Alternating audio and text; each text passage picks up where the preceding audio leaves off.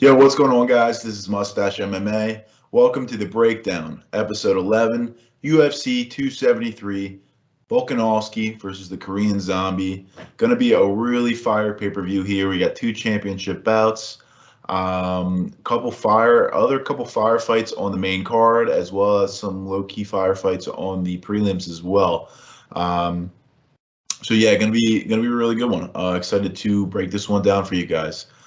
So just a quick note with these predictions that I make for the breakdown, none of these predictions have to do with odds or betting based at all. It's just a straight prediction of who I think is going to win. If you're looking for any specific bets that I may be playing or parlays that I may be playing, I will have videos up later this week. Usually they're uploaded Thursday afternoon. I break down my favorite bets for the card, as well as I have a separate video that goes over some parlays that I create for the card as well.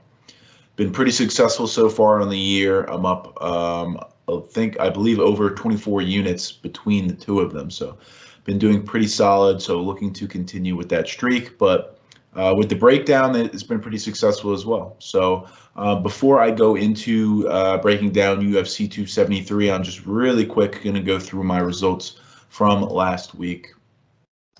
So as you can see here, I have my 2022 results. In total, I'm hitting 69% of my picks, which is pretty solid.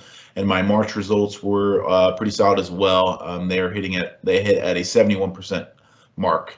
UFC or the previous card, Blaydes versus Daukaus, didn't go too great, but I still went positive. And overall with the breakdown, best bets, and the parlay plays, they're all kind of washed each other out, if you will. So anyway, went 7-5 last card. Wins in Luis Saldana, Magnon Fiort, Ali Cobb, Kuzgriev, Chris Gutierrez, Neil Magny, Alexsei Grasso, Curtis Blaydes. And then losses, as you can see in the other ones. Picked a good dog in Chris Gutierrez, but missed a couple other dogs on this card as well. One being Kaikar of France. It was a big dog that I missed. I thought Askar Askarov was a lot better than he showed in that fight, but apparently Kaikar of France brought him down to earth. So very cool to see him pull out that win, and hopefully he'll get the next title shot over Brandon Moreno. But yeah, here are my results for the breakdown. We're going to go into breaking down UFC 273, Volkanovski versus the Korean Zombie. So we're going to start at the bottom here. We'll start with the first card on the prelims, first fight on the prelims. We got Julio Arce versus Daniel Santos. So official prediction here is going to be Julio Arce. Julio Arce, he's got really great striking defense, really good head movement. It's really hard to pinpoint exactly where he's going. Really patient fighter as well. He sits back, and with that, head movement and footwork that he has, and just kind of really tries to pick his opponent apart and make his opponents make mistakes, if you will. He works the body really well. Consistently throws body shots in there and mixes it up. Good takedown defense. Doesn't shoot for takedowns himself often. He'd rather keep it on the feet. That's where he generally excels pretty well. Pretty decent record so far, and most of his losses have come from very decent opponents from what I remember. Song Yadong, he's a top opponent. Akeem Dawodu is really good. Maybe I'm thinking of somebody else. I'm not sure who Shaman Morales even is. But nevertheless, his last two losses have come from two top 20 opponents in Dawodu and a top 10 opponent in Song Yadong. But anyway, when he does get you down, though, and go for takedowns, he does have pretty good top control, and his grappling is decent. But again, he usually likes to keep it on the feet and strike and be patient with his strikes, make you make mistakes. He's going up against Daniel Santos here. Couldn't find too much tape on Daniel Santos, to be clear here, so I don't have a whole lot on him. What we do know about him, he's got over a 2-year layoff, hasn't fought in over 2 years. He is tough and durable. We've seen him take some shots in the small tape that we've seen. He's a pressure fighter, puts on a high pace. He's got good takedown defense, throws a lot of spinning attacks, works the body well as does Arce. So tough for this guy, I think, to come in here against a really tough opponent in Julio Arce and come out with a win. I mean, Julio Arce. See, I keep pulling these things out of my hat and thinking I know them, but I want to say he has a win over Dan Ige. He does. He has a win over Dan Ige. He's going to win over Julian Erosa. So, I mean, those are two good, solid wins. So, and then Daniel Santos, this is his first UFC fight, over 2 years layoff. All the dude's tough. He's durable. He puts on high pace, high pressure. He's going up against a really tough guy in Arce. I don't know if he's going to be able to get it done. So, official prediction, Julio Arce. Moving up the card, we got Piera Rodriguez versus Kay Hansen. Official prediction here is going to be Kay Hansen, actually. I like her to bounce back here in this one. Kay Hansen, she got really good Brazilian Jiu-Jitsu. Her wrestling and takedowns are decent. She's got good top control, though. She is able to get you down. She also got good cardio. She really puts on a high-pressure pace and doesn't really slow down for the fight at all. Decent striking. It's not anything incredible, but it'll get the job done. It's good for her to close the distance and get up in that clinch or shoot for a takedown.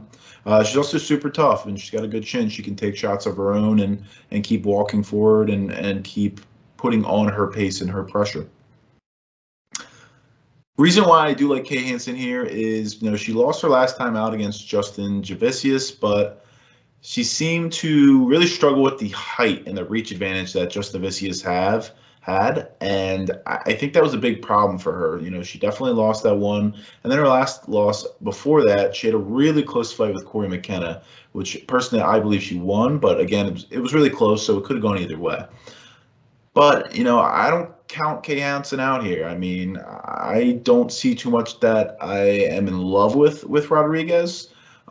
So look for a bounce back spot here for Hansen. But moving on to Rodriguez and some of her, strengths and weaknesses here. She's got decent striking as well. It's nothing that pops out of the water and really jumps out at you, really. She's really patient. She doesn't throw too much volume, to be honest. She does work the body well. She's tough as well. She's got a good chin. She can eat shots. And she is a little bit hittable on the feet. She got good cardio, too. Decent takedown defense. Doesn't really seem to be tested, though. And that's really what's going to be kind of a big factor in this fight. If Kay Hansen can really get those takedowns, I think her top pressure is going to be good enough to hold Rodriguez down for a good amount of time and probably be successful in winning rounds that way. Rodriguez also has kind of a pressure style, plotting forward type style. That's not necessarily the best style for defending takedowns. So yeah, again, official prediction going to be here, Kay Hansen. Moving up the card, we got Anthony Hernandez versus Josh Fremd. So Anthony Hernandez, official pick is going to be Anthony Hernandez. But starting with Anthony Hernandez, high pace, high pressure guy, really exciting fighter. This should be a really solid fight, in my opinion. He's got really solid striking, good power. His takedowns are decent, and same with his takedown defense. Overall wrestling just seems to be decent. Good grappling, though. He's got really good grappling skills.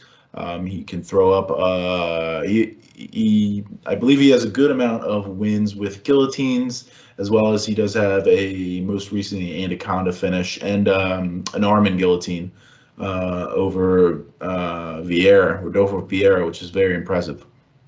Although Vieira was essentially gassed at that point, and battered and beaten to death.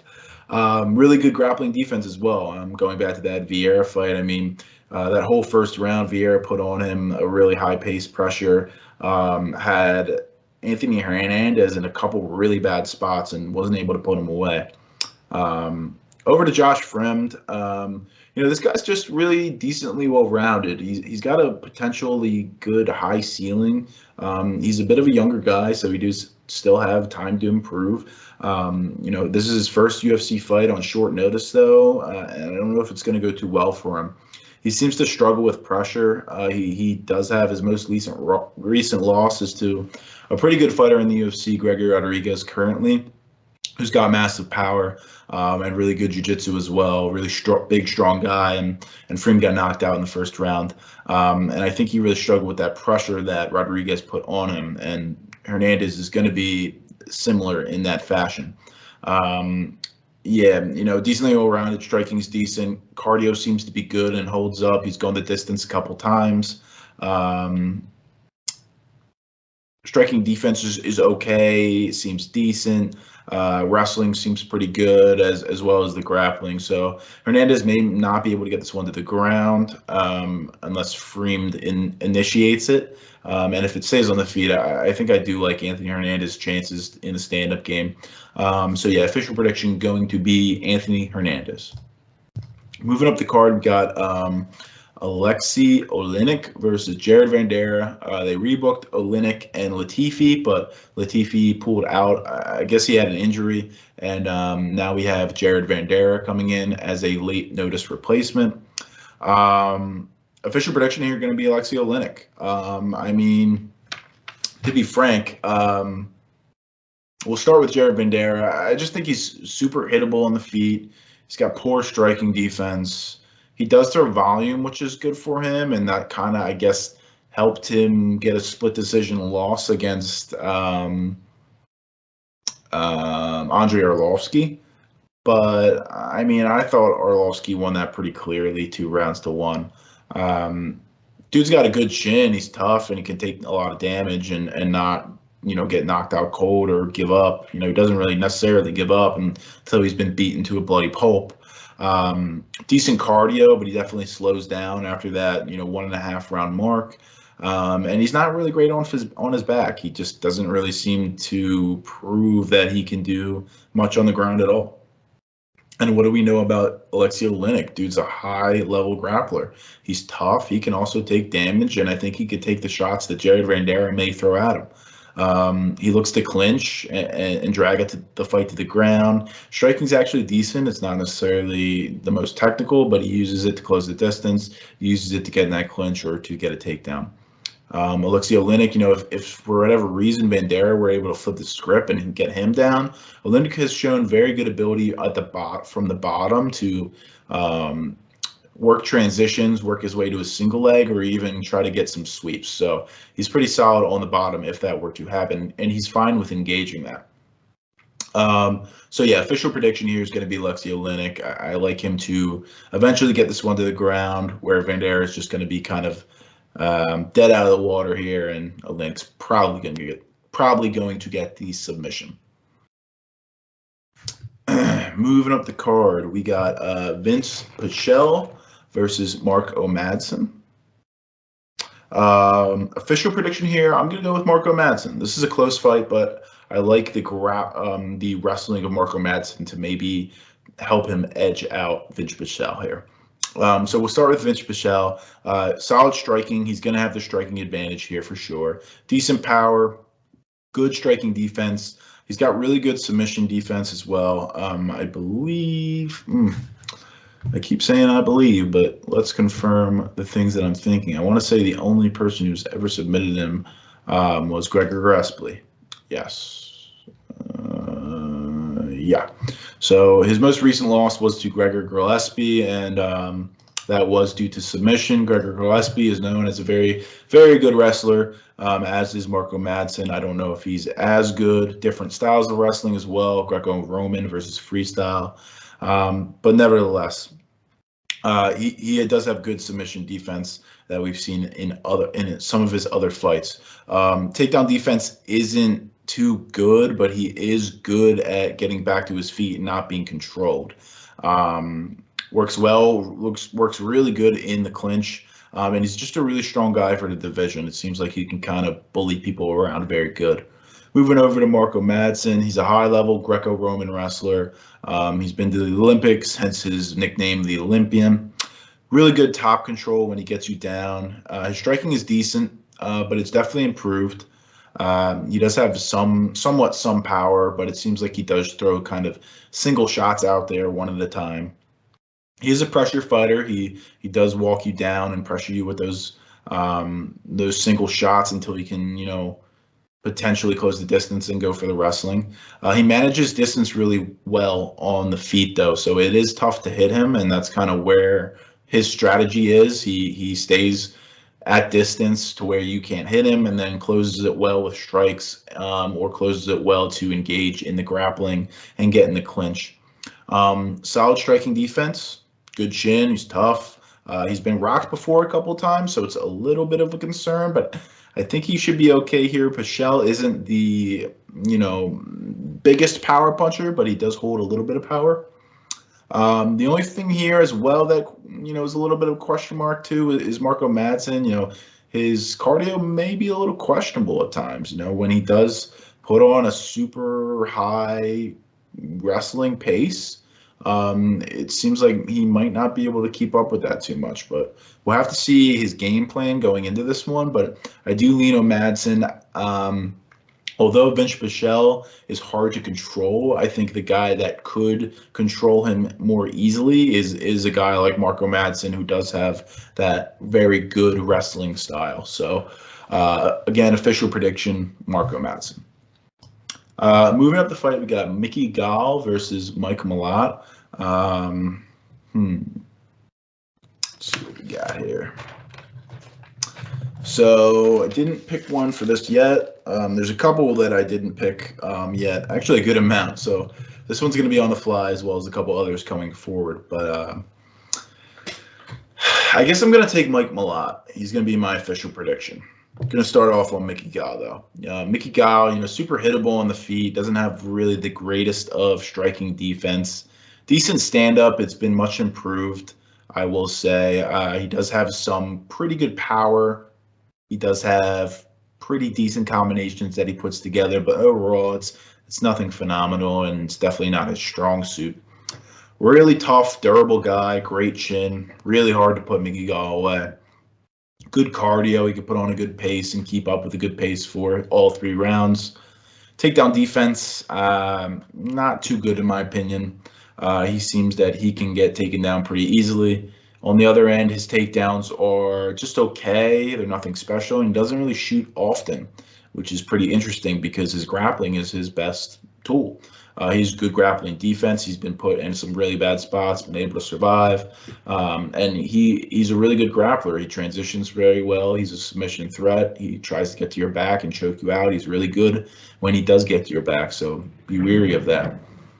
On the other hand, Mike Malott, he's coming, this is his first UFC fight. He's coming off Contender Series, an impressive performance where he pulled a guillotine on a pretty decent undefeated fighter and got it done pretty quickly in the first round. Mike Malott, though, I watched some of his other tape, and it's not impressing me, to be honest. But, I think if he does get a win, this is a pretty favorable matchup for him. He's hittable on the feet, although he does have good striking himself. He leaves himself open, and he's hittable on the feet himself. He gets hit a lot. Crisp Brazilian Jiu-Jitsu, though. He's quick to jump on any submission that he may see. Transitions very smoothly, gets into very dominant positions quickly. Cardio is a bit of a question mark, and the gas tank, sometimes maybe he goes out a little too hard in the first. He actually hasn't been out of the first very often in his career either. I know one time that he got a 10-8 in the first, then lost in the second and the third. That was a fight in Bellator. But yeah, this was also years ago. Mike Malott had a very lengthy layoff, I want to say, between like 2015 and 2020. So yeah, maybe these question marks that I'm bringing up may have been fixed. Grappling defense is a bit of a question mark as well, and grappling off his back is another question mark. These are just things we've never seen him be in before, so we don't know how he's going to do in these spots potentially. And Mickey Gall is a good grappler in his own right, so how is Malott going to handle potentially Mickey Gall on his back? Could be a problem. But yeah, anyway, official prediction is going to be Mike Malott, though. Moving up the card. Really?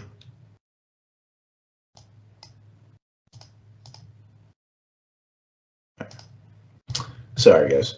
Um, Moving up the card, we got Aspen Ladd versus Raquel Pennington. Official prediction here is going to be Raquel Pennington. Yep. Official prediction here, I'm going to go with Raquel Pennington. We'll start with Aspen Ladd. Really aggressive pressure fighter, but her last time out, we didn't see that at all. It was quite the opposite. She's super hittable on the feet, but she does throw good volume herself and throws it back at you. Good takedowns. She's got heavy ground and pound. She essentially is going out there to try to finish you every time, which is what you like to see in a good fighter. Good top control when she gets you down. Decent takedowns herself, and grappling just seems okay. She's not really a sub threat. She's more of a position grappler, where she uses that to get in favorable positions to work ground and pound in. Raquel Pennington, on the other hand, she's got really good striking, nice volume, and a good pace. Solid striking defense. Decent takedowns, decent takedown defense. But she mixes the body up really good. Head, body, even the legs as well. She's got good top control if she gets you to the ground. Decent grappling herself.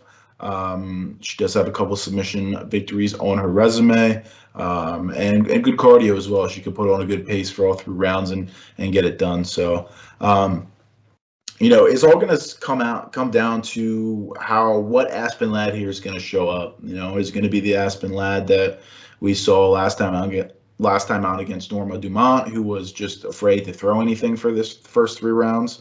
Or is she going to come back here and maybe potentially, push the pace and be that girl that we saw earlier in her career?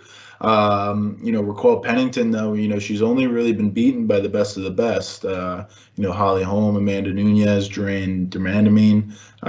So it's going to be tough for Aspen Ladd to beat a girl like this, but she's going to have to come out with that aggression and that pressure that she does, and working on those takedowns as well. But we'll see what happens. I think it's a pretty close fight, but I think I do lean Raquel Pennington to get this one done. She's the official pick. Moving up the card, we got Jairzinho Rozenstruik versus Marcin Tybura. Official pick. Oh, man, some of these are tough. I think a lot of these are pretty close. Official pick, I'm going to pick Jairzinho Rozenstruik. We'll start with Rozenstruik as well. He's got great power, good technical striking. He's got a heavy, extensive kickboxing background, decent takedown defense. And he can get back to his feet if he is taken down. He's not necessarily fish out of water down there like some of the other heavyweights we've seen. However, his fight IQ on the ground is a little questionable. Sometimes it's just he's given the opportunity to just stand up and he doesn't. So we don't want to see that, obviously. Volume is okay. It seems like sometimes he doesn't really throw a whole lot of volume on the feet, to be frank. Cardio seems to be good when it's a striking match, but when wrestling is involved, that's when he starts to gas a little bit, if you will, slow down, get tired. Marcin Tybura, decent stand-up. He's not necessarily a terrible striker at all. Plodding forward type pressure, that's kind of his style. He just kind of plods forward and gets hit a lot, to be fair.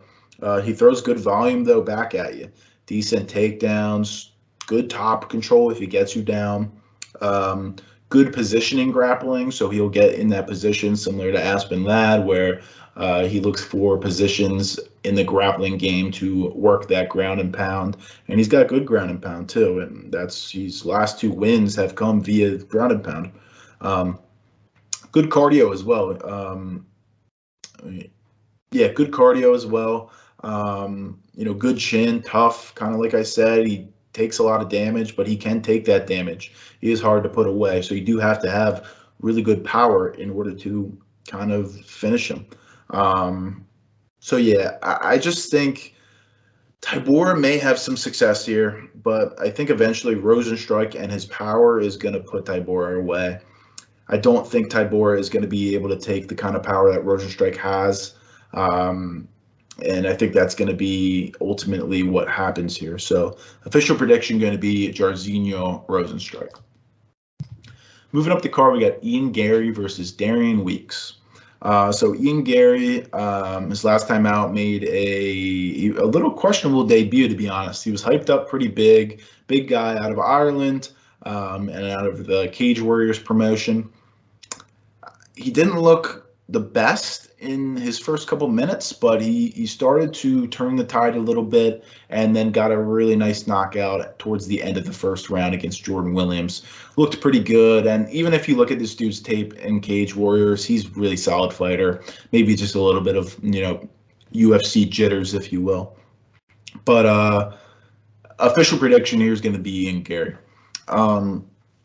But I think it is a little bit closer of a fight than the odds reflect. So I may be looking at potentially a week's play, maybe. But we'll see. I'm going to look into it a little more later this week. But anyway, Garry, really solid striking, really great accuracy with his strikes. Great power. I wouldn't say great power. Good power as well. Counters with his strikes really well, as we saw last fight against Jordan Williams. He had a really good counter shot that put out Williams cold, essentially. Decent takedowns. We've seen him getting takedown a couple times in the regional scene over at Cage Warriors. Good cardio. He's gone 5 rounds before. He's put on that high pace, high wrestling, grappling pace before. He's got good grappling as well. Great grappling defense. He's been put in some really bad spots before and been able to get out of it. His transitions and his subs are really good in terms of the grappling. He's got heavy ground and pound as well. So yeah, this dude's got a lot going on for him. He's really well-rounded, and there's a reason why there's a lot of hype around this guy, and there's a reason why this guy is minus 350 or wherever he is at currently. Although I do think it is a little bit much.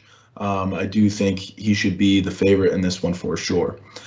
Darian Weeks, on the other hand, he did have his UFC debut and took a loss to Bryan Barberena, who's a UFC vet.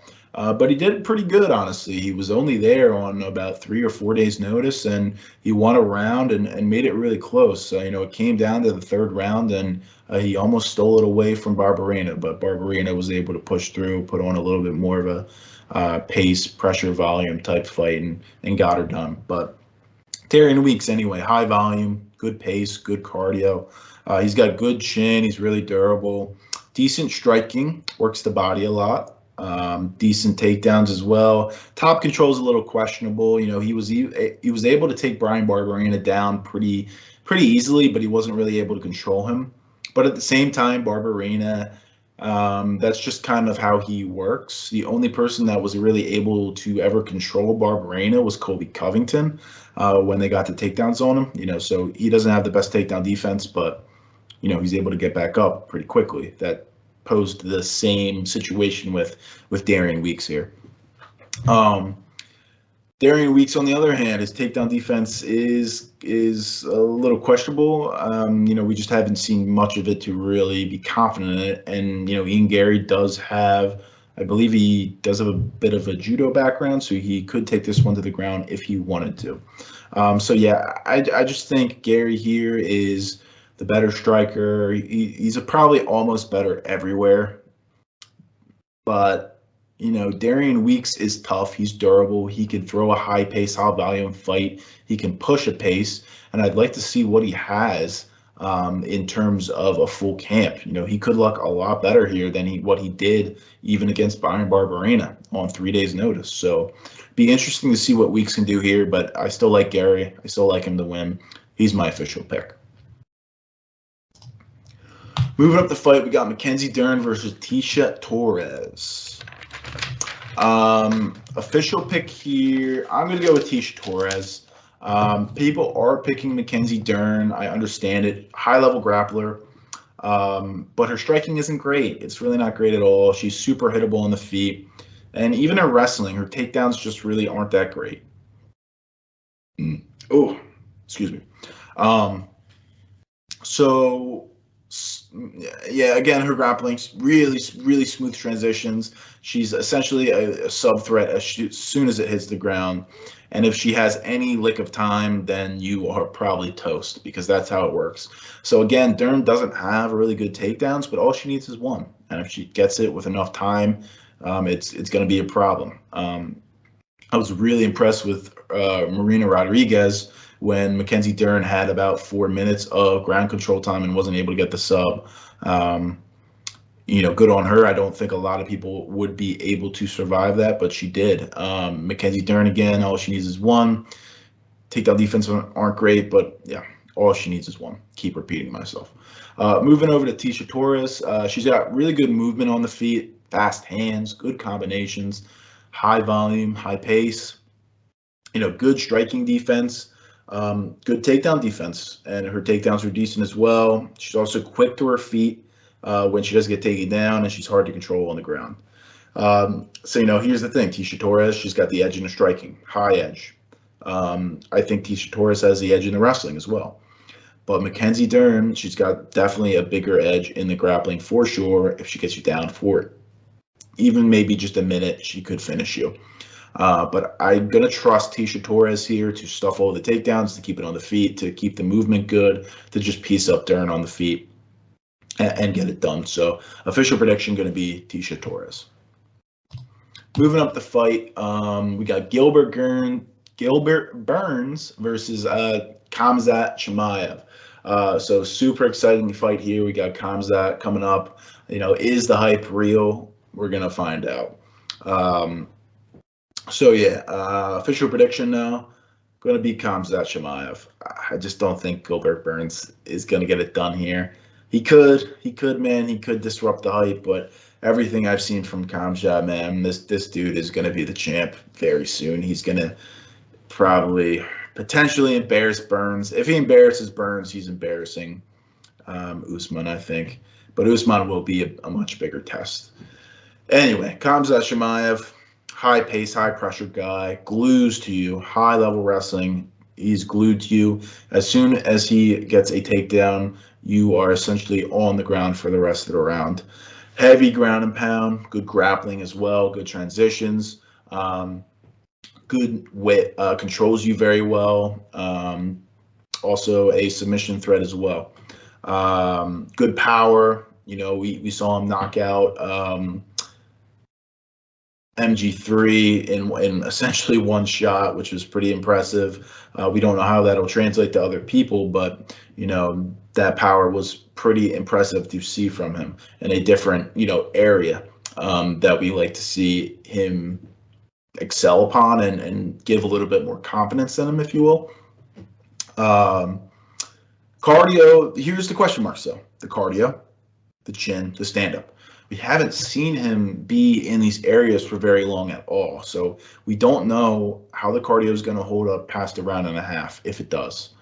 We don't know his chin. Can he take shots? Gilbert Burns is pretty good striker. He dropped Usman in his one fight. He's knocked out a couple other good fighters.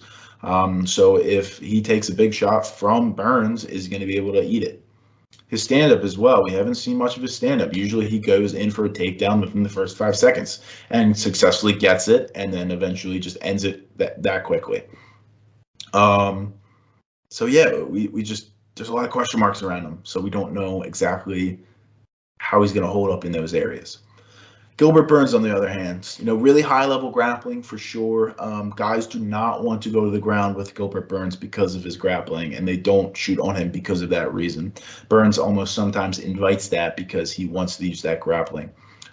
Good striking as well, decent power, decent striking defense as well, decent takedowns, good top control if he gets on top of you. Again, that BJJ, very solid.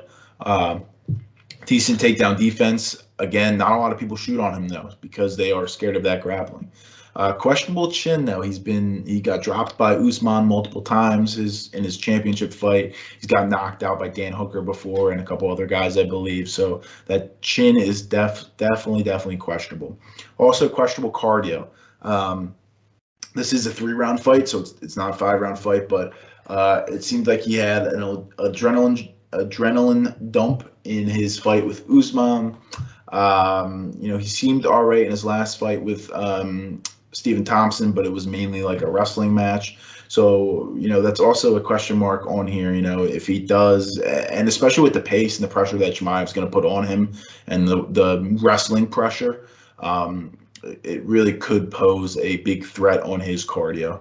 I think I like Chimaev to get the finish here. I'm not sure if it's going to happen early or late. Another big thing to factor here is Gilbert Burns is small for the division. Khamzat Chimaev is big for the division. Khamzat Chimaev could fight at middleweight.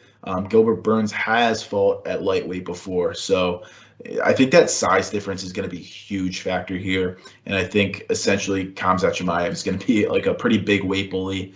Pick him up pretty easily, put him to the ground. He's not going to be spared of that grappling. But we'll see what happens. But anyway, official pick going to be Khamzat Chimaev. Moving up the card, we got Aljamain Sterling versus Petr Yan, the rematch here. Official pick going to be Petr Yan. I think Yan is really, really good. But Aljamain Sterling could make this one close. He had a pretty decent fight in that first fight there. He was winning the first round until he got dropped. He probably won the second, so I mean that's already 2 rounds. It looked like he probably lost the third and was losing the fourth, but who knows what could have happened in the fifth. So he did pretty solid in that showing, although we all know the results that happened. Aljamain Sterling, high volume, pace, pressure type guy, really good cardio. Although he did definitely slow his last time out with Petr Yan. His pace was maybe a little bit too high in that first fight, but it did prove him to have some success in that first fight and probably win those 2 rounds if he didn't get dropped in the first. Pretty good striking. It's definitely solid, good combinations, okay takedowns, consistent with them though. He doesn't necessarily give up on the takedowns easily. He will go in for them consistently, and eventually he will be successful with them. Great grappler though. That's where his strong suit is. He's a really good grappler. Definitely a big submission threat.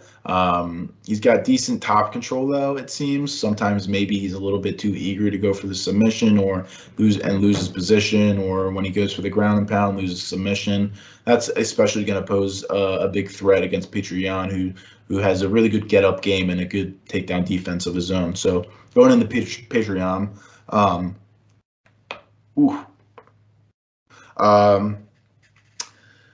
really great striker, man. He's super patient as well, and his striking defense is really phenomenal. He throws a really high guard up there. It's hard to really hurt this guy for sure because his defense is so good. He throws good volume. He definitely gains momentum as the fight goes on. Usually he just drops the first round to kind of download the opponent's movements and their styles and like how they're going to fight. But then he will slowly gain momentum and win round after round and look better round after round as it goes on. He's got good power in his hand, good combinations, great counters, waits for you to make mistakes, good takedown defense, and like I said, quick to get back up to the feet. Good takedowns as well. He's got a lot of trips that he uses in his arsenal, although he's not going to want to go to the ground with Sterling because he has that high-level grappling or good grappling pedigree. That's definitely better than Jan's. But Jan does have some pretty decent grappling. So, yeah, I like Petr Yan here. He's better on the feet. He's better in the wrestling. Aljamain Sterling's got definitely a grappling edge, but I don't think Sterling's going to be able to use it very often in this fight. So, official prediction going to be Petr Yan. And moving up to the main event, we got Alexander Volkanovski versus Chang Sung Young, the Korean Zombie. Official prediction here going to be Alexander Volkanovski. Pretty easy one, I think. I think very little people are picking the Korean Zombie here. But going on with the Korean Zombie, he's got really great power. He puts away a lot of people in the first round, especially some of those higher numbered contenders. Solid striking for sure. Good volume that he throws. He's a pressure fighter. That's why they call him the Korean Zombie, because he's always walking forward, even if he's getting blasted. Decent takedowns and solid top control if he gets you down. Really good grappling. He's definitely a sub-threat for sure. And really good cardio as well. He can put on a good pace for all 5 rounds. He's been 5 rounds multiple times in his career. Big thing, though, is he's got an injured shoulder. I think he was supposed to fight for the title. I don't know, no, obviously not in April. It is April. Maybe last year. I can't exactly remember, but he didn't fight because of a shoulder injury that he got off the Dan Ige fight. And now he's fighting, here, and he's coming off that shoulder injury. So it's going to be interesting to see, was that fully healed, how he's going to perform with that injury or previous injury, if you will, and how he's going to bounce back. I think that's a big factor in this fight, potentially. Alexander Volkanovski here, really great striking. This dude has beaten Max Holloway twice, although the second fight was razor-thin close. But, even if you're fighting a razor-thin close fight with Max Holloway, that is still very impressive nonetheless. High volume and very good accuracy as well as with his striking. Good movement on the feet. Good striking defense as well. If he gets to the ground, really good submission defense, as we saw with his last fight with Brian Ortega. Ortega had the tightest mounted guillotine I've ever seen. Alexander Volkanovski's head essentially looked like a purple grape, and he somehow fought his way out of that, got out of it, and not only got out of it, but eventually, I think, reversed position and ground and pounded Ortega's face into the canvas. Very impressive to get out of that. Heavy ground and pound, like I just said. Decent takedowns if he wants to get you there. Good takedown defense. And really great cardio. He puts on great pressure, great pace for all 5 rounds, and doesn't even look tired towards the end. So, yeah, again, official prediction, going to be Alexander Volkanovski. So that's going to do it, guys. That is the breakdown. Thank you for watching. If you like this video, please hit the subscribe button and the like button. If you like any of my picks or disagree, please let me know down in the comments below. Again, I will have 2 more videos coming out later this week. Best bets, parlay plays. Those are my actual bets that I will be playing for this card. So look out for those for sure. Shout out to steadypicks.com. Also, check them out on YouTube now. They have their new YouTube channel. It is sick. They got a lot of great content on there. They do a lot of other sports, not MMA, but they do a lot of basketball, football, NHL, MLB, golf for sure. Essentially any sport you can think of besides MMA. They do it over there, and they do it very well. And some very entertaining stuff they have, not only on their YouTube channel, but Steady Picks Radio. Check those all out. Check out those guys also on steadypicks.com. Sign up for free, and you will get access to free picks from the Steady Picks system, as well as their contributors. They also post my best bet plays on their website as well. So, that way you don't have to write a pen and paper, if you will, as you listen to this video. I will eventually probably be getting a little bit of some upgrades eventually, once I can get some more editing software. But for now, we're going to have to deal with this. But until then, check out steadypicks.com. Sign up for free. Thanks a lot, guys. I will see you later this week for the other two videos. Peace out.